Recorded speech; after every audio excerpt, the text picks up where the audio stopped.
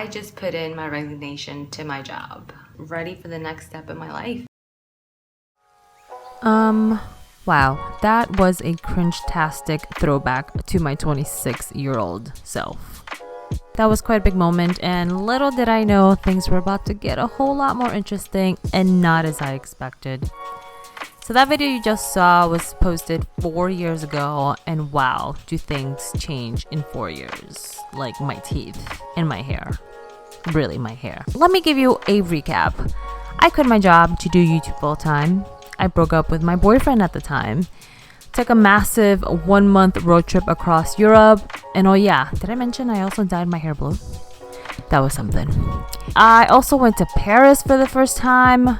Spain. Damn, this footage is really making me miss traveling during this pandemic. And thank you so much, virus, whose name I will not say.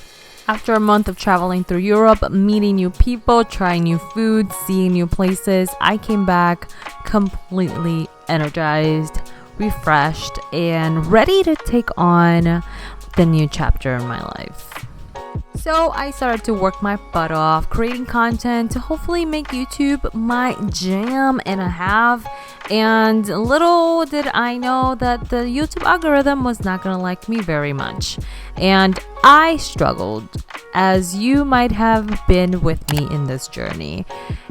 Yeah, it has been a struggle between me and YouTube. Our relationship has been on the rocks, and I think we're now fully on to a divorce.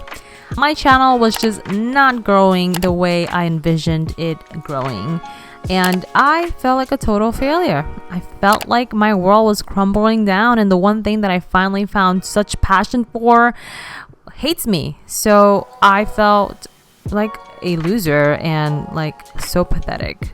But as the great Nelson Mandela quotes, "The greatest glory in living lies not in never falling, but in rising every time we fall." And so here I am to admit my fallings, but learning to rise again. Segues into where I am today, and we're gonna have a little talk. Okay, why I failed at being a full-time YouTuber. I have gotten so many questions from you guys since then of how has it been being a full-time YouTuber? What am I doing now? How do I make money? What was my experience? She's so delicious. But if we're gonna spill the tea, let's go make some tea because I really want some green tea matcha right now.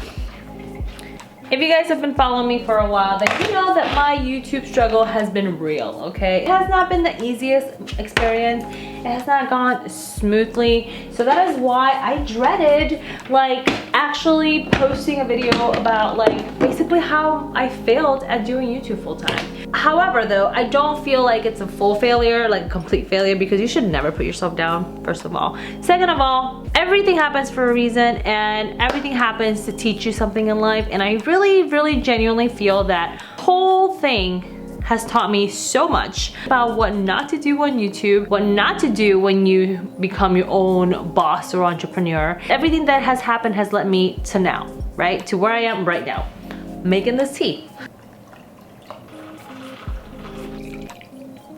Salud. I don't know, I'm a little nervous about this video. So if you guys didn't see that video that I posted in 2016 about when I quit my full-time corporate job to pursue YouTube full-time, I will link it in the description below. I'm gonna give you a whole lot more perspective and like background to what I'm about to talk about. Anyways, I go into all of that in that video, so you can watch that later if you want to. I would say I was doing YouTube full-time for about a year, and after that things really started to decline. My views, my income, my money, my sponsorships, a lot was just going down instead of up. And if you are solely relying on YouTube to be your source of income, you really need to be able to scale and grow and obviously make a good living. I live in New York City, so especially when you live in a city like New York City like I do. I went from making like $5,000 a month on YouTube to literally making peanuts at this point. And for the longest time, I blamed everything. I blamed YouTube, I blamed the algorithm, I blamed like everything. I was like, I was doing everything right, and why is this happening to me? I was like, me. Like I was literally victimizing myself, and I think that was the first problem. That is where I should have had a red flag in my brain go, hello, no, it's time for innovation. And I started YouTube in 2012-ish. So the platform has changed a whole lot since then. When I started, influencer wasn't even a word. So the platform since then has grown a lot. The technology has grown a lot. I should have grown with it, and one of my biggest mistakes was not growing with the changes that were happening on YouTube. It definitely showed in my video views, in my video performances, my channel growth, all of it. So what happened? I lost my motivation, my drive to film videos. I just didn't want to do it anymore. I was just like, why am I wasting my time, my effort in filming, editing, and doing all this stuff when it's not even getting attention, like it's not even getting views. That is where the first problem starts. Like, to get to where we want to be, we always have to find different ways to get there. So if you've made it up until this point in the video, thank you. And please, if you can, stay till the end of the video and give this video a thumbs up and leave me a comment below, because it's definitely gonna help the YouTube algorithm for me, and I'm trying to kick that algorithm in the butt. If you're gonna comment below, I really wanna know what moment in your life have you experienced like a failure or like a life-changing moment that you then realized, you know, you actually learned something from it and it led you to something better. Okay, I will be the first to admit that I got lazy.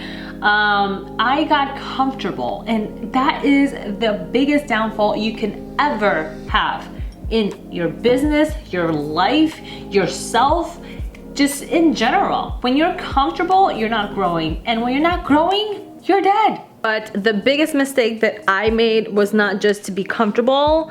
I started comparing myself to other people. Like, I was watching other YouTubers grow by just vlogging and doing nothing, or like I was watching like videos online that would get so many views but mine wouldn't. So I started comparing myself to people that were irrelevant to me. One thing that I have learned, you should never compare your own road to success or your own journey to somebody else's, because it's gonna look completely different, and everybody has different factors that plays into their success, their journey, and what they do and how they end up where they end up, right? Instead of finding solutions and ways to change, I was just not doing what I was supposed to do to grow. And nobody tells you how to prepare to be an entrepreneur from working in a corporate job. Like, it is so different, and it requires so much discipline and so much hard work that I feel like I don't think I was mentally ready for it. Like, I was ready to work hard, but like I didn't know what or how. Like, I didn't have systems in place like I normally would at a regular job. I didn't have like somebody to go to ask questions. I kind of got stuck, and I was trying to find my answers, and I couldn't find the answers to the questions that I had. If you are stuck in your YouTube channel or in your business or whatever it is, there's anything that I want you to take away from this video is that there is always a way, and there's always a solution to your problem. It's a matter of how you figure it out and how you go about thinking of your problem. Say, okay, this didn't work, let me try this. If this doesn't work, let me try this. If this doesn't work, let me try this. Let me just keep trying new things. It would be crazy to expect different results by doing the same action. Oh, by the way, merch. Hello. This is one of my favorite merch t-shirts. It says, well, hello there. And I actually I cut it, I cropped it because it's summer and it's hot. I'll link it below. You know, if you want to support this channel, grab a t-shirt. Got my tay. You guys know I'm a big law of attraction believer. It took me a few years, honestly, to get myself to the point that I am today, that I feel comfortable talking about my mistakes and talking about my failures. I come from like a really strict Asian family. I mean, I think any Asian person can relate if they grew up in an Asian, you know, with an Asian mom or an Asian dad. Like, it's so hard to admit that you were wrong, or like so hard to admit your failures, because all you've ever been taught in life is to succeed, and if you don't, like, you suck. And that's how I felt for the longest time. After about a year-ish of doing YouTube full-time, I was just like, okay, I think I need to start finding a job. Like, I think I need to like go back to work. You know, I've never been the person that asked for money from my parents, from anybody, since I was like 16. I feel like the universe knew that it was time for me to go back to work. Luckily for me, my old job reached out to me and asked me if I wanted to come back to work part-time, and I was extremely lucky that my previous job was extremely flexible. So what do I do for a living? That is the question that I get asked the most. I'm basically like a sourcing and a planning manager for like print and promotional items. So I source anything from like water bottles, t-shirts, books. Like, I deal with a lot of vendors. And remember when I said everything kind of goes full circle and everything happens for a reason? Well, had I not like went back to work for my old job, I would not have had this experience within the company that led me to the brand that I want to create. All of that had to happen for me to realize what I wanted to create. Like, I always wanted to start a brand, a business of my own, but I never knew what. And through working there for the past 2 years or so, it just led me to exactly where I am today. I'm not ashamed that YouTube didn't work out for me. You will see that when the moment comes, you're gonna look back and be like, wow, I get it. I know I had to go through all of this to get to here, and here I am. Other people's opinion of you don't really matter, okay? Your life is your own, and at the end of the day, what matters most is how you feel, what you want, and how you want to live your life. I don't even know if I feel like this video is just like very ranty and vloggy. That is it for the video. I love you guys. Make sure to follow me on Instagram if you're not following me already, and I will see you guys in my next video. Mwah.